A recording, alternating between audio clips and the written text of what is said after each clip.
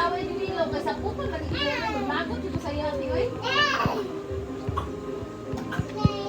Intimately to you as she will going to say goodbye to her single days and say hello to her married life.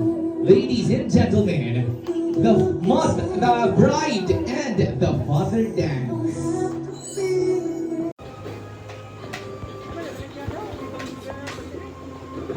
Sa una bagong pamilya ko Milo di man kay ni away yun. Karon na nagkaanak ni ay katong ka Kristan pati dili ko kay tanto ni away yun. Daghan ako kag baunan dito. Di ako, di kinsa pa rin mga baunanan eh. Kung ko kabalo kay kinsa yung mga baunanan. Karon na jud ka Christian na anak kami spiritual ay away yun na kay ni Milo eh. Lagi na kay